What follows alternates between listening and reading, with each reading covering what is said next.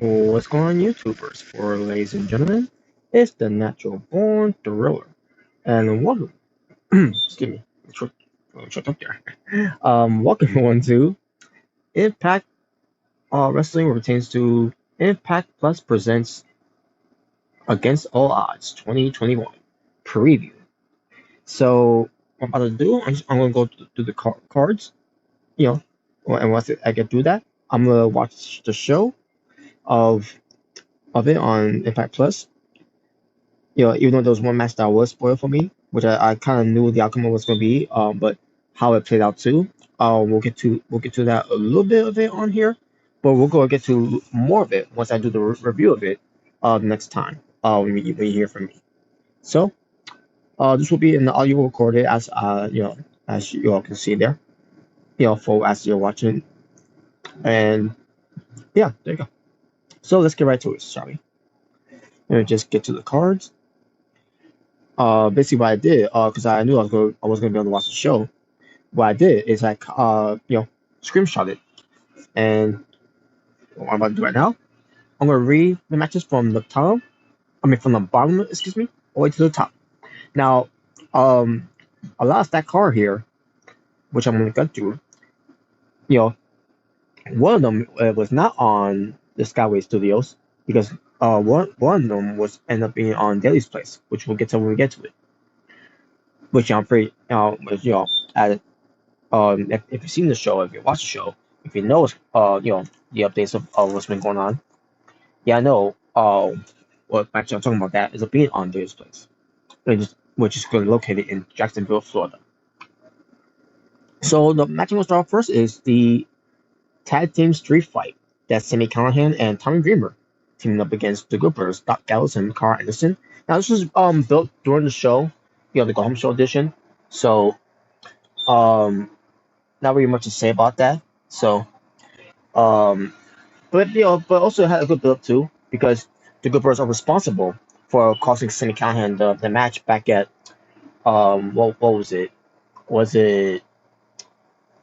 It was a event that they had as well on Impact Plus. That had Moose won the match instead. I already drew a blank about what it was. Um, but I digress. But I can look up the West as I continue on with this. But yeah, it's been built up, with Sam Callahan, with the Good Brothers, since then, and the Good Brothers have been making Sam Callahan's life a living hell ever since. Although, obviously alongside with Don Callis as well. But on this show, Don Callis was not with the Good Brothers. In fact, he was with Kenny Omega, which we'll get to when we get to it. But basically, the show is that Sam Callahan needed a partner to team up with, and Tommy Dreamer volunteered himself to be his partner on the show, which that's why this match was made. Now, who I think is going to win this match though? Well, here's the thing. I don't care if the Good Brothers loses because to me the Good Brothers are not the Good Brothers that I used to be a fan of anymore. The Good Brothers are to me nothing more but bona fide jokes, and they're not taken seriously. But when they do they're taken seriously sometimes, you know, it's kind of too late. So, and plus, I don't see Sami Callihan losing here because if since he's gonna be going against the champion, the Impact World Champion at Summerversary, he has to win. So I'm gonna go with Sami Callihan and Tommy Dreamer for the win here, and then Tommy Dreamer maybe he could start a program with the Good Brothers alongside with someone that Tommy Dreamer is gonna team up with, which I'm pretty sure is gonna be Eddie Edwards, but we'll see. But yeah, I am going for Sami Callihan and Tommy Dreamer for the win. Then we get to Jordynne Grace being accompanied by Rachel Ellering to go up against Tina Dashwood with Kill for K at ringside. So it's going to be Jordynne Grace versus Tina Dashwood in this match where it's been built up to in a way because Tina Dashwood doing this weird awkward thing that she's looking for a partner so they could quite the knockout titles, but it's not really doing anything for me as a viewer or fan of watching this. Because to me, Teen Nashville is now becoming a complete waste of time, and I just don't care. But I'm still looking forward to the match though. because and they have. I mean, Jordan Grace and Team That's what they had matches before. So hopefully it will be better. I mean, I'm not saying the other matches weren't better, but hopefully this will be better. What pertains to Team That's What's character. But yeah, we'll see how that turns out. But as far as who's gonna win, hopefully they don't do anything with Jordan Grace losing here, where there could be more dissension, which I don't want that to see. So I'm gonna go Jordan Grace for the win here. So there you go. Fire and Flava. Kiera Hogan and Tasha Steelz defends their Impact Knockout Tag Team Championships to go up against Kimberly and Susan for the the knockout tag titles. I'm just going to keep it short to the point. Fire and Flava wins. I don't see them losing the belts here, so there you go. And it's unfortunate for Kimberly, but I really don't care for the Susan character. And yeah, and they've been building up to that the program to move along, pertains to Fire and Flava with their problems with Kimberly and Susan. So not really gonna talk about that much anyways, because this is to me a filler for Fire and Flava until they face some real tag teams. Because I don't see Kimberly and Susan being a real tag team. Yeah, basically, Fire and Flava will retain here, and they'll face a serious tag team that the Impact is going to find, is going to do, for them for some anniversary.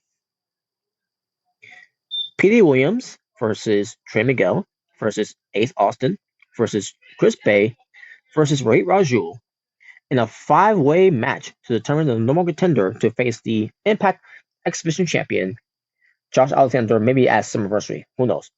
But I'm guessing it will be at Summerversary. But then again, they might probably just do it the following Impact Wrestling show coming up. But we'll see. But yeah, I'm actually looking forward to this match. After happening with Madman Fulton, Ace Austin's going to do this on his own. He's got to do it on his own now. I'm gonna do my own. I'm gonna go and do my own. Yeah, how that was said before, which is to AJ Styles, with the Good Brothers, and WWE, that he didn't want any help from the Good Brothers, I can do this on my own. I'm gonna do it on my own. but yeah, Ace Austin's gonna do it on his own here. But yeah, I expect this, an Exhibition Classic clinic here. Now, who I think is gonna win here? I'm hoping that Trey Miguel gets the win, because I'd love to see Trey Miguel versus, Josh Alexander happening. Or if basically what I'm gonna do here, I'm gonna pull off the 3 choices of who I think is gonna win. So my first pick is gonna be Trey Miguel. The my secondary pick will be if in a way maybe Ace Austin, so that we could do that program again with Josh Alexander, being responsible for allowing the guys to take out his bodyguard, Madman Fulton, where it also couldn't do anything about it because Josh Alexander held him down. So he'll be my secondary pick. However, my dark horse pick for this one will be Petey Williams. I'd love to see a Canadian battling for the Exhibition title at Summerversary between the two. If that's gonna be the idea they could be going with. Petey Williams versus Josh Alexander, two Canadians. Two Canadians going at it for the Exhibition title. Let's go. So yeah, so there you go. But either way, I expect to see a good match here too. Another match I'm expecting to look good too here, especially with this guy finding new life here, and that is W. Morrissey versus Rich Swann. Now this is just a regular singles match, and I expect this match to be good. Obviously, ever since W. Morrissey came back to wrestling, especially retains to wrestling for Impact Wrestling, again finding new life. He's been having nothing but good matches. And some matches, he has some squashes too, which is it's whatever. But we're seeing two guys like William Mack, and now he's gonna be having a match with Rich Swann. And even that match, the debut match he had, we're seeing to him being the replacement for Eric Young, since Eric Young couldn't wrestle because he had a knee injury of some kind. He even had a good match on there too. But yeah, W. Morrissey has really started improving ever since coming back. for everything that he's been through from his ups and downs. Going to those dark places, all those demons that he's been through. And um, I can't wait to see his match. Now, as far as what things go, as far as what I think is going to win here, they gotta go WWE Morrissey here for the win. Continue his dominance, continue of him getting that push, and continue him on the show. Everyone, and prove everyone wrong that he does belong in this business, and he's definitely a force to be reckoned with. A tag team match for the Impact World Tag Team Championship. Fight by Design will be doing the Fabulous Freebird rules since Joey Dory is not going to be in the match because he's going to be busy with someone else, which we'll get to when we get to it. But it's going to be Deaner teaming up with Rhino since Eric Young can't wrestle, which is unfortunate. Because I think it would have been great if Eric Young was wrestling with Rhino instead of Deaner, you know. But no, you can do from there. But they go up against the K's, Black Taurus and Crazy Steve. Match itself, I don't know how the match is going to end up being, folks, because for one thing, I'm not. And here's the thing with Deaner, by the way, Cody Deaner, whichever you want to say, but he's been named as Deaner. I don't know why he's being named Deaner. To be honest with you, if you want to establish him, to be something, which is to be in this group called Fire by Design. The last thing you want, him being coming or him having the name is by his last name because the whole thing is that you don't want him to be known as a Deaner. You want him to be known as something new, with a new name, something that's gonna be intimidating. That could be something that's Alan's element. But instead, you went with you took away his first name and you decided to call him Deaner. Basically like just having him of his last name, which was which is dumb. But yeah, either way, it's whatever. I'm still not gonna get behind Cody Deaner all the time. He's been nothing but a joke just because he's part of a serious faction. Doesn't mean I got accept him and get behind him just because of that. But see, I don't know how the match is gonna be, but we'll see how it is. I have no faith coming into this match at all. Um, unless they had Decay win here. Now I don't know if they are gonna win because if that's the case, and that's why Deaner's in the match, then yeah, you got to cut the leg off of Deaner then because if Deaner loses this match for the team of Vampire Design after they did the whole thing of Rhino and Joe Doring coming in to cash in on the Cody Shot trophy, that Rhino won back at Bound for Glory, which is supposed to be for him and Heath Slater. Yeah, but I'll be replacing Heath Slater, which by the name Heath, probably Heath, because Heath Slater is a WWE name. But Heath, we don't know his condition. We don't know when he's gonna be back. He's gonna be back after that injury he suffered from Bound for Glory. But besides that, so you do all that, by having Vampire Design win the tag belts, to get off his fingers because they're going back to Japan. Just for them to lose it on of all places on Impact Plus on against all odds to Decay, which that's not a bad thing. To lose the belts to Decay, but at the same time you'll be losing the belts because you got someone like Deaner taking the replacement for Joe Dorian, who's going to be having a match later on with Kojima, which we'll get to that later. So yeah, that's not going to be a good look for Fun by Design, and I think it's finally time to cut ties with Deaner. That he's a lost cause. He's never going to get better. He's never going to be on that level of Vampire Design because he always loses. He always loses. Yeah, so the whole thing with him being part of this whole thing of Vampire Design is the whole point of him being part of it is that he's supposed to be winning matches with them. He's supposed to be be winning matches. After of what I've been saying over Deaner, he hasn't been winning shit for his team. He's been making them look like a joke. Which is him losing. And on top of that, with him looking intimidating, which is laughable. But we'll see what happens. But I think Vampire Design will still retain. Yeah, as crazy as how that sounds, I think they will retain. But I'm hoping the K wins. That way they go see the who's the problem, who's the weakest link in Final Fantasy Design, and that is Diener, and they can finally kick him out, and then Impact Wrestling can release him. There you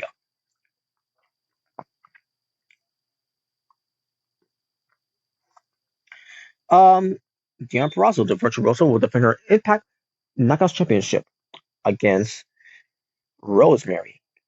Now they had matches before, and it's been good, and this will be no different. Now how it's gonna be good where there's no Susan and Kimberly are there, but pertains to Deanna Purrazzo. I don't know. We'll see. Um, and I don't think Hammond's gonna be at ringside either for Rosemary, but we'll see. Maybe they will, maybe they won't. I don't know. It depends how I'll once I get to the show and watch it. When I get a chance, but we'll see. But I'm still expecting to see a good match here, and I know, and basically this is just a filler for Deanna Purrazzo to get busy, uh, so that she could face the next challenger, which is going to be Taylor Wow, which is probably why they had her removed from TV. So they go what's the word? They could milk it until we get to the anniversary. So that's gonna be what the big match is gonna be for Deon Purrazzo to be at anniversary to defend the title against Taylor Wilde, which they've been building up since the pay per view. Excuse me. I think the pay per view was what Redemption, if I'm not mistaken. It had to be Redemption. Otherwise I don't know what else it could have been. And I was going also go back to the other pay per view that was they did as well, which I forgot to do. But yeah, the point is I don't see John Prosser losing here. She's gonna retain, so it'll be a good match to see Rosemary and John Prosser do it again. But I don't see a outcome other than John Prosser retaining. So then we get to Satoshi Kojima versus Joe Doring in a one-on-one match. Now they've been opponents before. I've never seen the matches before, so this would be my first. I'm gonna be a casual watching these two guys wrestle each other for the first time since I haven't seen them wrestle during their days in All Japan Pro Wrestling. So I can't wait to see it. Once I get a chance to see it. Joe Doring versus Satoshi Kojima. Chance to them hard hitting and all that. You know, you could book the even more better. In fact, this should be on pay per view if you ask me. Why wasn't on the pay per view is beyond me. But I digress. But as far as who's going to win here, it's tough, folks. It really is tough because you got Kojima who just debuted, and you got Joe Doring. You're supposed to be filling up, being this monster for of Vampire Design, and they've been doing a great job with Joe Doring as well, building up like, as a monster that that who could be unstoppable. So it's a tough toss up here of who you want to go with. Because I like both guys. The problem is, none of them can afford a loss here. So what do you do? Okay, Under Siege. Now remember, folks, it was Under Siege back when Sammy Callahan, um, won them. I mean, looked like he was going to win, but then the Good Brothers cost him that match back in Under Siege. And what was before that? Let's see. I'm trying to see right now. Before Under Siege, it was okay. Hardcore Justice. But that can't be right though, because wasn't Hardcore Justice also on Impact Plus? Yeah, it was. So what was your pay per view? Was it Redemption? I got find out. Let me see. Redemption. Okay, let's see. 2021.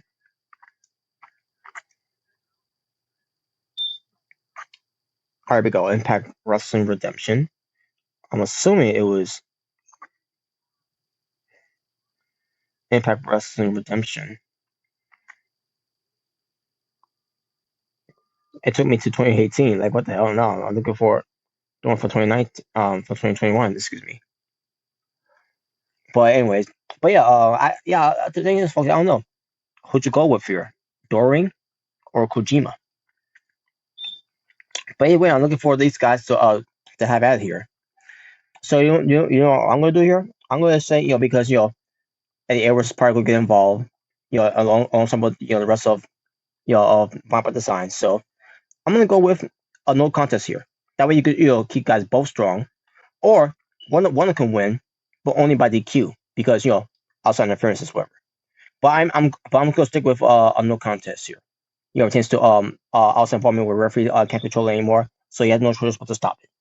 So that's what I'm gonna go with. Because I don't want to choose any one of those two.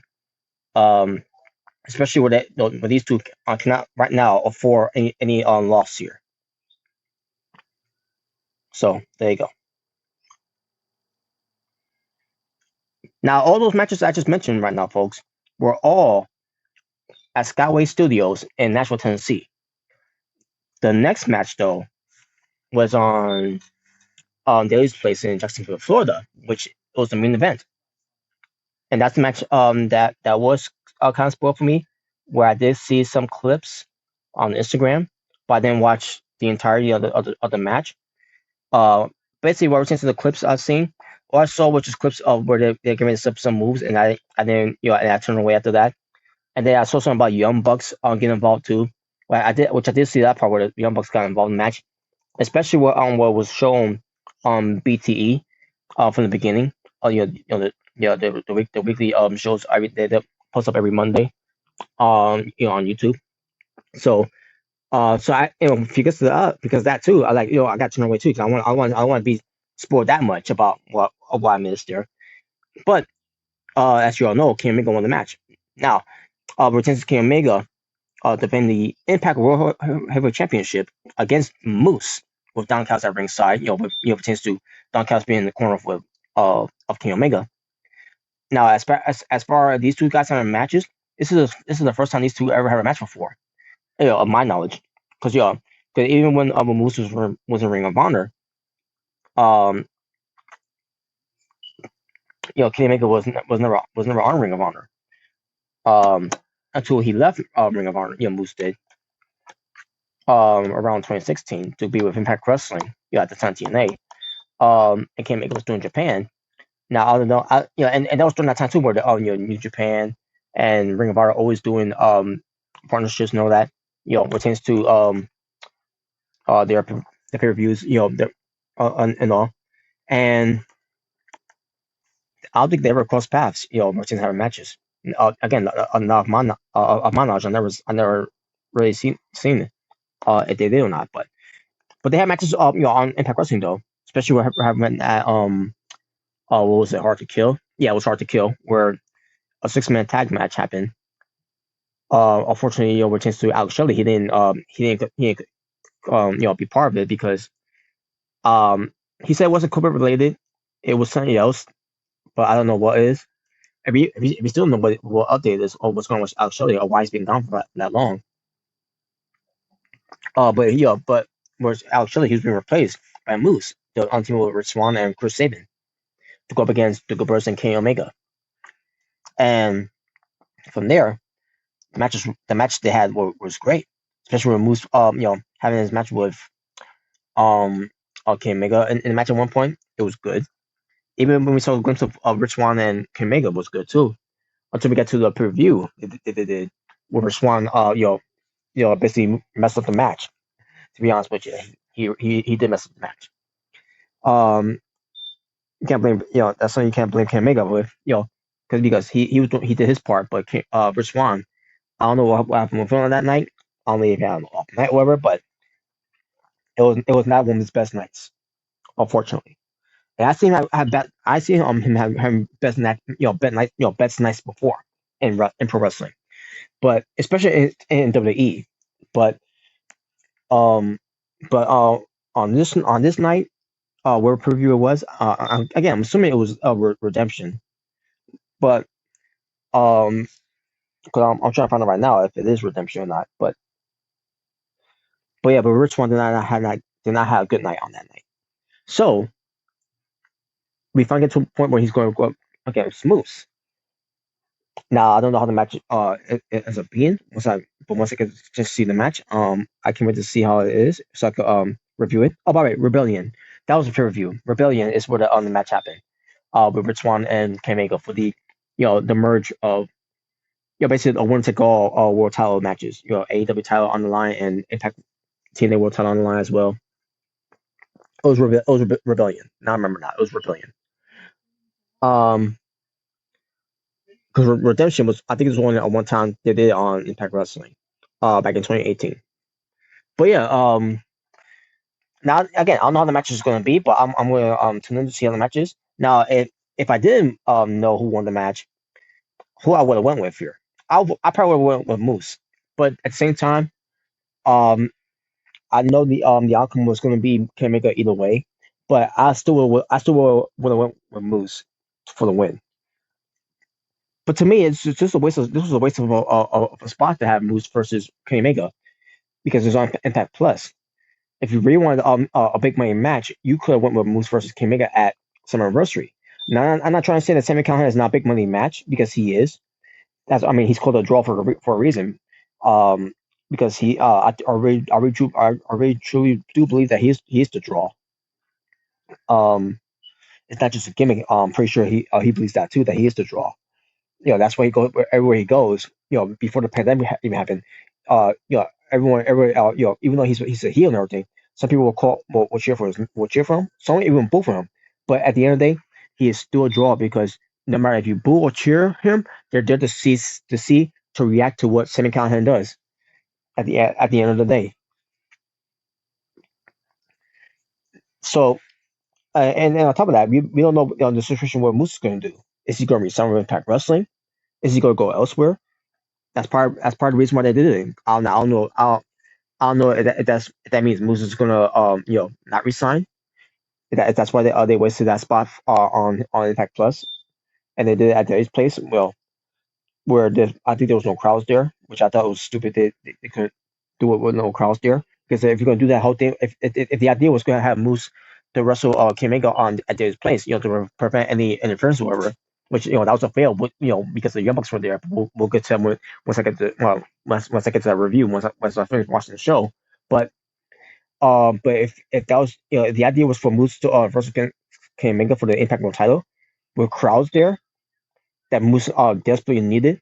At all this time, the Impact Wrestling has been wrestling, in front of no crowds since the pandemic, and then they start finally putting some, cheered and pipes noise, wherever. This could be an opportunity for Moose to get those reactions from the crowds. That because there are a lot of Moose fans out there, there really are, but we wouldn't know that because there was no crowds there. So the fact that they did that was unacceptable. But I'm gonna see how that turns out. But yeah, so I got really nothing to say about this, folks. Because again, I already knew the outcome of what it's gonna be. Kamega defeated Moose because shenanigans, which Tony Khan, I think in a way he kind of knew this was gonna turn out this way, which is why he agreed to the whole thing where that match is gonna happen at his place in Jacksonville, Florida. So there you go, folks. That's my prediction of it.